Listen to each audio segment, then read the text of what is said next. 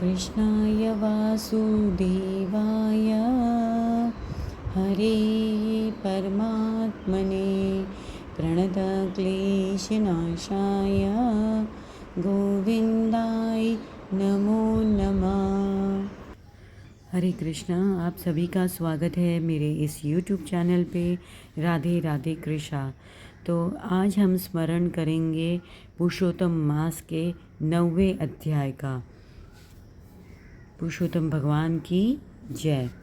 नारद जी बोले, हे मुनि, वह मुनि की पुत्री उस वन में फिर किस प्रकार रही, किसके साथ उसका विवाह हुआ और किस मुनि ने उसका विवाह संस्कार किया। श्री नारायण बोले, पिता के शोक में डूब रह कर इस प्रकार बहुत सा समय बीत गया। एक संवत सहसा की उस वन में महाक्रोधी दुर्वासा ऋषि उसके निवास पर आ पधारे और उसकी यह दीन दशा देखी। उनका सिर महादेव शंकर की भांति जटाओं से ढका था। श्री कृष्ण अर्जुन से बोले, ये दुर्वासा वही ऋषि है जिन्होंने तुम्हारी माता जी की पूजा से प्रसन्न होकर उन्हें देव आह्वान शक्ति प्रदान की थी। एक बार श्री कृष्ण जी और रुक्मणी जी साथ में रथ पर बैठे हुए थे और मार्गदर्शन के लिए निकले थे। मार्गदर्शन के करते समय रुक्मणी जी को अति प्यास लगी, तो उन्होंने श्री कृष्ण जी से कहा कि तुम मेरे लिए जल ले आओ।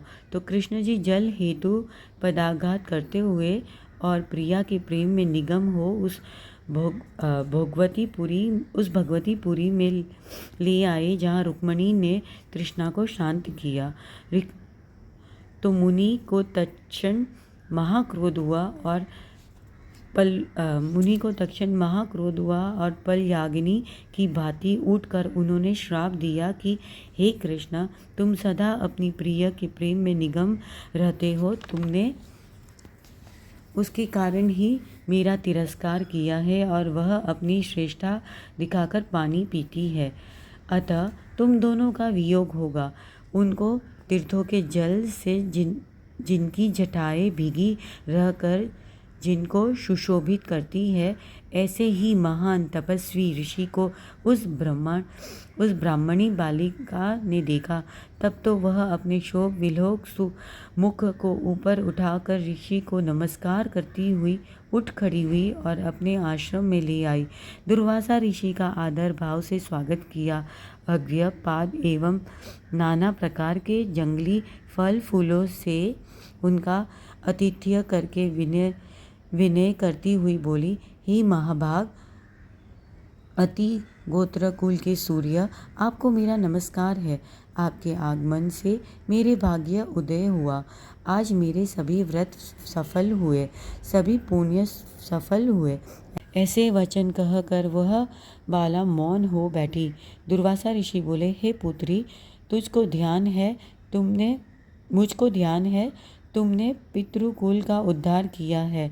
यह मेघाविषि ऋषि की श्रेष्ठ तपस्या की ही परिणाम है। मैं कैलाश में तेरी धर्म शीतल जानने के लिए निमित्त ही आया हूँ। अब मैं जल्द ही बद्रिकाशी पहुँचूंगा। वहाँ श्री बद्रीनारायण के दर्शनों की इच्छा से जा रहा हूँ। ब्राह्मण वाला कहने लगी, हे ऋषि, आपके दर्शन पाकर मेरे दुख का सागर सूख गया।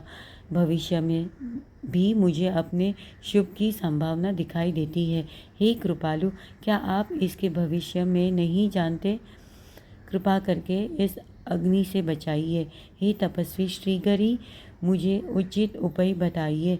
मुझसे विवाह करने का कोई भी इच्छा नहीं करता, इससे तो मैं शूद्र हो जाऊंगी।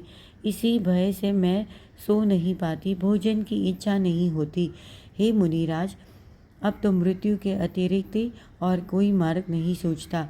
ऋषि दुर्वासा उसके लिए कोई युक्ति विचारने लगे।